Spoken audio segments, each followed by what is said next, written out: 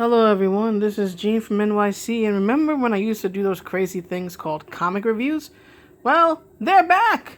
They are back! I am doing a comic review after about a week or so of not doing comic reviews. I've made some videos on some comics related stuff, a few videos about my interaction with Mark Waid and my subsequent calling out of Mark Waid for what I viewed to be his mistreatment of me and his hypocrisy in his mistreatment of me, but that's not what this is about today. This is about Batgirl 31, which I actually ended up reading. It was not intentional. I'm not really super into DC, and I wasn't really planning to cover this book, but I happened to see a Yellow Flash video on it, and he was talking about the martial arts that Barbara employs in the issue. And when I heard him describing the martial arts that's in the issue, just the inner martial arts enthusiast in me just went red alert, this is wrong, this is wrong, this is not how martial arts works. So I have to thank Yellow Flash, and I respect his opinion on the book, but I don't think the martial arts in it are good at all. So I'm just going to start from the top, go through it, and point out what I liked and what I didn't like. So, the story proper, I believe it's written by Marjorie Scott, something like that. I don't recall the name. I remember the last name is Scott. I think it's a Marjorie or Majorie, something like that. Scott. So the story starts off with Barbara punching some slimy, goopy guy in the face, except that the punch doesn't look like it connected. It honestly looks like the type of botched, whiffed punch that you would see in pro wrestling, where someone throws a punch, it obviously missed, but the person who was supposed to get hit still tosses their head back and acts like they were just hit with the punch of all punches. So there's that. And then there's probably what I think is the worst display of martial arts that I've seen in comics yet. Barbara does what looks to be a Taekwondo-style axe kick, but her form is completely off. First of all, her arms are so far behind her. Her arms are lowered, nearly straightened. Her elbows are slightly bent. Arms are mostly straightened. And her elbows are so far back, it seems like she's pinching her shoulder blades together and pushing her chest out as she's executing an axe kick. Keep in mind, an axe kick is you're standing on one foot when you do an axe kick. It's actually a very difficult kick because keeping balance is hard. Believe me, it's a kick that I taught myself to do when I was a little kid because I would see it in martial arts movies and I copied it. It's not an easy kick to pull off. And you certainly don't pull it off by pulling your shoulders back, pressing your chest up and lowering your hands. If you look at any depiction of an axe kick in movies, in tournaments, in video games, anything, a person's hands during an axe kick will usually be out in front of them, maybe lifted somewhat high to make room for the leg, maybe flared outward on the side, but they are not lowered down. Your arms are not straight, and your elbows and your arms are not so far back that you're pushing your chest out. That's not how you execute an axe kick at all. So it's like 2 panels in, and this book is irking me with its poor fight depiction and fight technique. On top of that, the kick, it seems like what's supposed to happen is that she was doing the upward kick motion of an axe kick, because it's a 2-motion kick, right? You kick upward, straight upward, and then you bring the heel down. So it seems like it's the upward kick that caught the villain that she's fighting in the face, which would be fine, except that it's not a front snap kick or something. The power of an axe kick is not in the upward motion. It's in the downward motion. It's in that swift swinging the leg down, bringing it down and striking with the heel. That's what makes it a devastating kick, not the upward motion. So, making it seem like the upward motion of the kick is what knocks this guy aside. It doesn't make sense.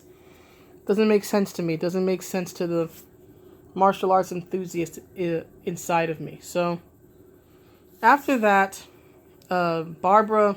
Another thing about this first two panels is that Barbara's inner narration is about how she's angry at her father, and she's angry at this situation she's in.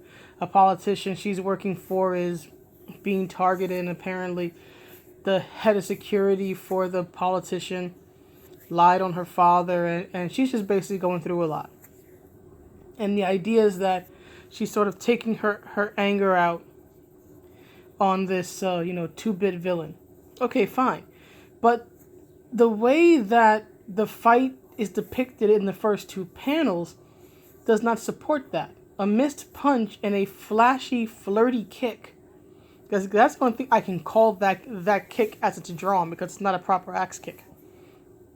Does not convey anger and rage. Having Barbara literally say to this goopy guy, "What are you even? Like phlegm man?" No joke, that's her dialogue. Like, do you even know how to dress for a beatdown? This is her dialogue. This is supposed to be the dialogue for someone who's angry, for a crime fighter who is angry, yet she's acting like a catty schoolgirl at prom who is upset that another girl is wearing the same dress she is.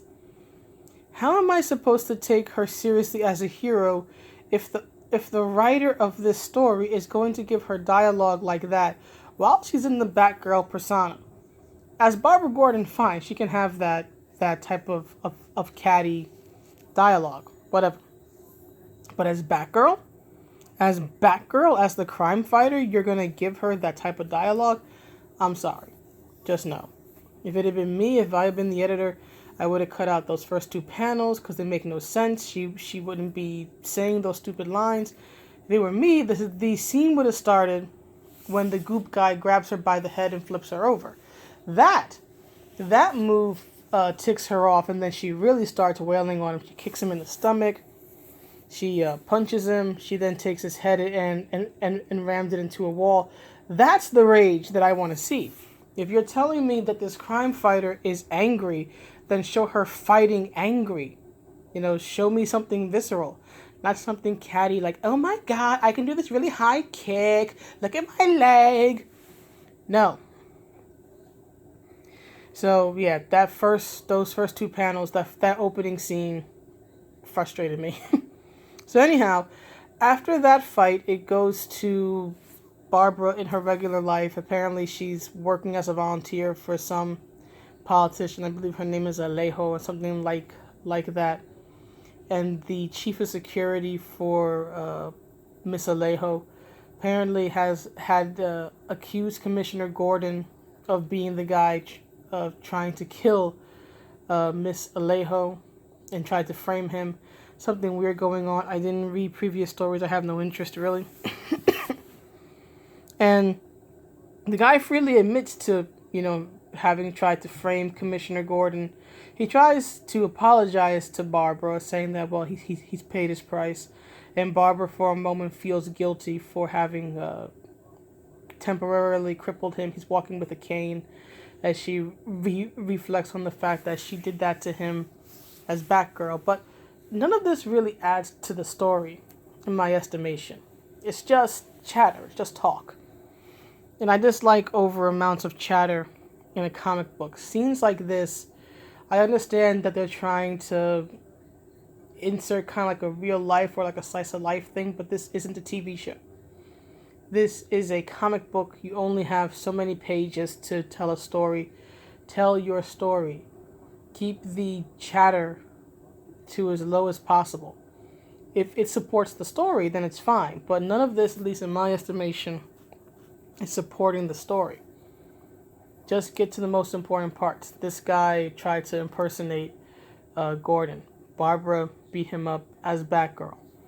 Now, she's having issues, interacting and trusting him as Barbara because she knows the truth about him. That's all we need to know. So anyway, they keep having this back and forth until Miss Alejo decides to vouch for the security guy who tried to frame Commissioner Gordon personally, which I don't understand because, how do I put this? I know that at least in New York, the role of police commissioner is not just an administrative position. It's also a political one. I don't know if any politician in their right mind would want to keep a staffer who tried to frame the commissioner on payroll.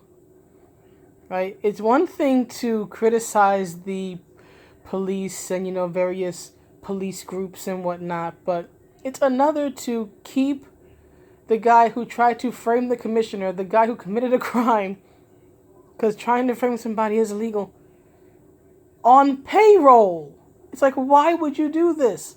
On top of that, his daughter, the commissioner's daughter, is working with you, is working for you. I don't understand the logic of this situation. I'm not sure this situation has logic. So anyway, the story then cuts to this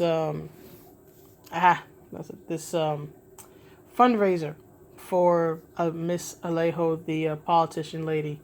And again, it gets chatty and it bogs it down. So there's this female character with purple hair who works for Alejo, who I'm just going to refer to as Admiral Holdo, because she looks just like her. So Admiral Holdo goes to the head of security guy, who again framed, or rather tried to frame Commissioner James Gordon, right? Barbara Gordon's father tried to frame him, but somehow this guy still has his job. And they talk about how Babs can't be found. Head of security guy doesn't really care. Again, they have this bickering back and forth, and then we see that Babs is actually watching them from afar as Batgirl. Again, the bickering back and forth between Admiral Holdo and security guy just bogs the story down. Just put in enough conversation to establish what you need to know. What you need to know is that Babs isn't there, and they don't know why. That's all that was needed. Could have saved a good 2 panels at least, had they just kept the panels that established that Babs is missing, and not tried to have this back and forth between the 2 incidental characters who don't really mean all that much to the story. So anyway, Babs notices that there's this sniper guy. It's not Deathstroke, it's some other guy. She doesn't know who it is. She notices that he's about to snipe the politician lady. So she pulls her own gun, which apparently shoots some sort of gold pellet. And I don't understand this either, because this is supposed to be the same Barbara who was paralyzed by the Joker and became Oracle, was paralyzed for years, and now, due to a chip in her back, can walk again and has taken up physical crime fighting once again. To my understanding, if this is indeed the same Barbara Gordon, this Barbara Gordon then should have a willingness to kill. Not a desire to, but a willingness to kill, because that's one of the things that separates her from characters like Batman, and even from characters like Black Canary. She's willing, literally, to pull the trigger. So I don't understand why she doesn't have a real gun. She could still, have an actual pistol and shoot the man non-lethally. Now, I know some will say, well, costume vigilantes can't take lives and whatnot, and they can't appear in court. To that I say, good point, but also Batwoman and Jason Todd. But this is less about the real-world consequences of such an action and more of characterization. Babs has long been characterized as having developed a hardness, at least to my understanding, after being shot by the Joker, right? She develops a willingness to kill. She develops a a ends justify the means personality that she sort of has to rein in at times, right? She isn't always honest with the people that she works with, and at times she can be manipulative. And all that growth and all that character doesn't seem to be present in this current version of Batgirl. Again, I don't understand why a woman who's been through the trauma that Barbara has and who has returned to crime fighting, who knows that this profession could very well send her back into a wheelchair or worse, is still only carrying and solely carrying non-lethal weapons. And only a few of them at that. The characterization just does not sit well with me. To me, it's the same as if you had a female police officer or any police officer who was injured in the line of duty, was paralyzed for years. They're able to get a procedure which heals their injury. They can come back to the force, and then they, for some reason, decide not to even carry their service revolver. It wouldn't make any sense. That wouldn't happen. If anything, they would probably cherish that thing even more because they now understand just how quickly they can lose their mobility or possibly their life. So that was a little bit of a rant, and I'm sorry, but this characterization of Barbara who still wears kid gloves after everything she's been through kind of bugs me. So anyway, back to the story. So Barbara attacks the sniper. They get into a fight. He tosses her around. Here's the thing, and this is what I mean by I can't take her seriously. So they start tussling. He flips her over. He then pulls a knife and he tosses it at her as a means of intimidation. You know, it's the classic take the knife, throw it right next to the person's head, to show that you could have hit them if you wanted to. Barbara decides to retaliate against the guy who just threw a knife to the side of her head and just missed on purpose to intimidate her. She decides to retaliate by throwing a remote control at his nose. This is what I mean when I say that I can't take this seriously and I hate this characterization. So anyhow, they scuffle again. He knocks her out. Right? I think this is the part where she does like a double-fisted swing or something. And that swing irked the hell out of me because, first of all, if you lace your hands together, if you're going for like a hammer blow, an axe handle blow, anything like that, if you lace your hands together, and I can tell you this because I tried it, if you lace your hands together and you swing, whether you swing across or you swing diagonally or you swing downward, you're not going to have any power behind it. I don't know why. It's just that the interlacing of the fingers, it just doesn't generate any power. On top of that, if you hit somebody, you have a good chance of breaking your fingers. Now, if you cup your hands together, right, and you do the same motions, the downward swing, the horizontal swing, the diagonal swing, you will generate much more power. Now, of course, with such a blow, you can still hurt your hand, but you will still generate a lot more power out of the blow. At best, you should probably have a weapon if you're going to be swinging with 2 arms. But of course, for some reason, this Barbara Gordon doesn't carry collie sticks. She doesn't think to find something much more dangerous than a remote to attack the sniper with. The sniper who's in like paramilitary gear. She thinks that the best thing to do is to try to get into a slugfest with him.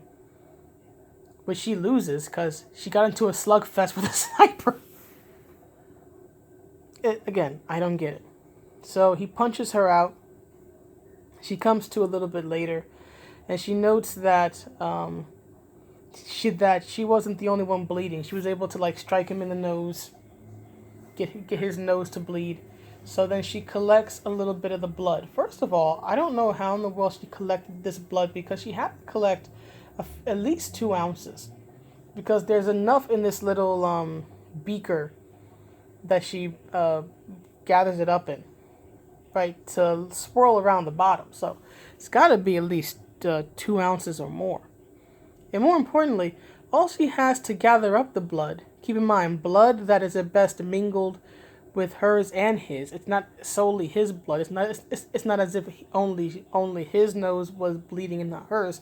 They're both covered in blood by the time the fight's over.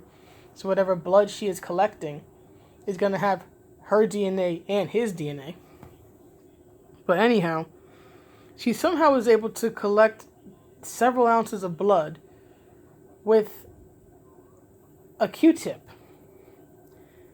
How? Q-tips are absorbent. You can't wring it out, and I don't understand. I don't understand it all.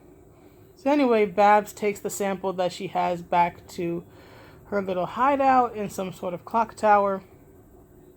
She then uses what she finds to figure out that the sniper is some old, I shouldn't say old, he's some ex-military guy. He used to be a mercenary. He gets a call from some mysterious person basically pulling a, "You have failed me. Don't do it again." So then Babs figures that she should go visit the politician who's the opponent of the one she works for, because apparently the sniper wants her politician dead. The said politician's rival wants her dead, so she figures, okay, maybe this is the guy who hired the sniper. So she breaks in to the political opponent's place, and she sees him being throttled by the sniper. And I don't understand what happens here, because Bab 1 minute is walking through the door, right, having this shocked expression, seeing the sniper throttle the politician guy, this old guy. And then she's literally leaping across the table in a flying kick. And I don't mean jumping up. It wasn't a vertical jump. She's flying across the table like it's one of those old school, 80s, 90s, even 70s, kung fu flicks where they do the running flying kick, right? You need to generate some momentum and some forward motion to do that. You can't just leap across. It doesn't work that way. That's not how you do it. Again, I respect Yellow Flash. I do, but I don't understand how in the world he thought that the martial arts that Babs was, which is barely any, to be frank, but at the martial arts and the fighting that Babs is doing in this issue makes any damn sense. It doesn't. And I get it. Comics, flashy, not everything's going to be true to life. I get it. But show a little bit of research. Show that you thought this out. These fight scenes are awful because Babs is doing stuff that makes no sense. So anyway, Babs and the sniper guy brawl again. And she loses again. Now the sniper guy, who again, he's a sniper. And he's in paramilitary gear. So you would think that he would at least have a gun on his person to assassinate his target. No.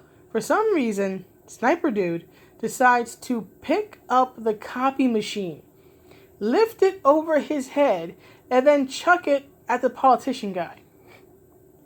Barbara, of course, makes the save because she's the hero, takes the full force of a copy machine being thrown at her, and then Sniper Dude runs off. Barbara has a brief conversation with Politician Man, where he talks about how him and the other politician lady had this agreement regarding Blackgate Prison, but now because, the sniper just tried to kill him, he has to go back on the deal. Again, more political intrigue stuff that, at least for me, is not interesting. So then the story transitions back to regular life, where, of course, as was just mentioned, what's her name? Alejo, the politician lady that Babs is working for, says that her opponent has pulled out of their Blackgate agreement. And I'm trying to think. This story wasn't too memorable, as you can tell by the somewhat dismissive names I've given the characters. But honestly, it's like, no one has any personality here.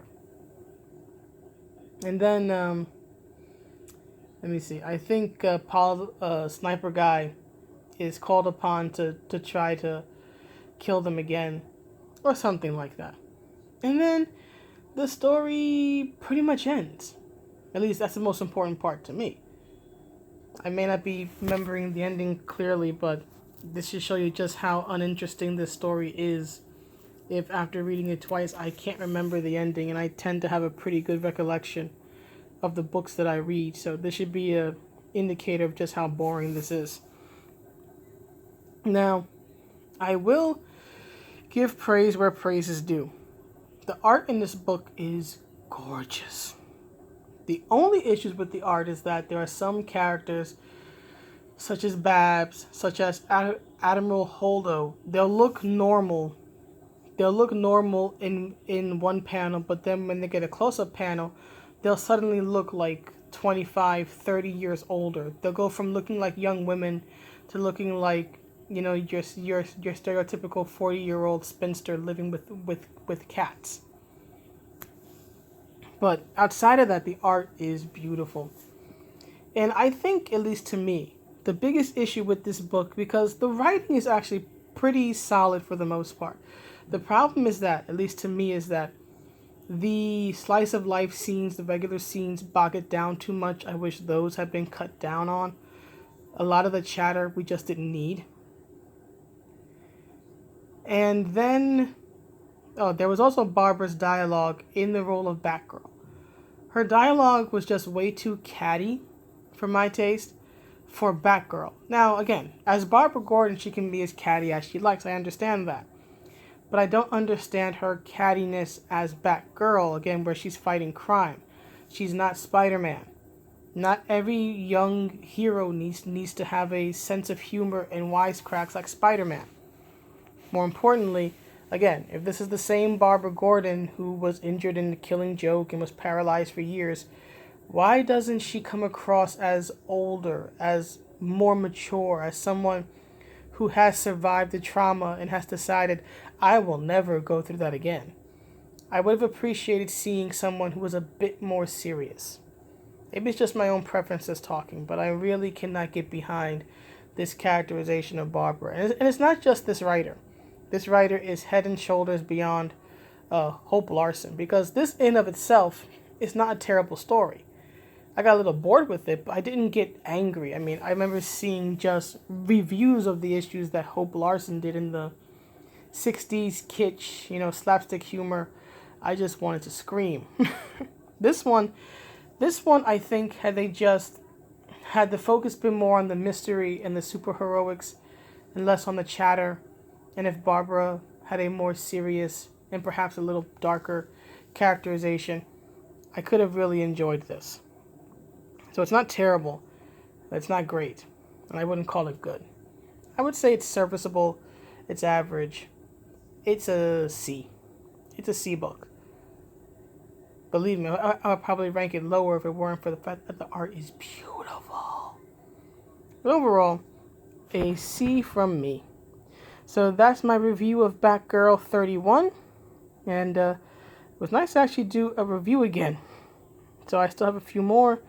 I have the Miss Marvel 36 or 37. I still have to do Goddess Mode. I know I keep mentioning I'm delaying on it. I don't want to do it. And a few other stories. So I will catch you on the flip side. It's a little after 10:30 where I am. Have a good night. Bye.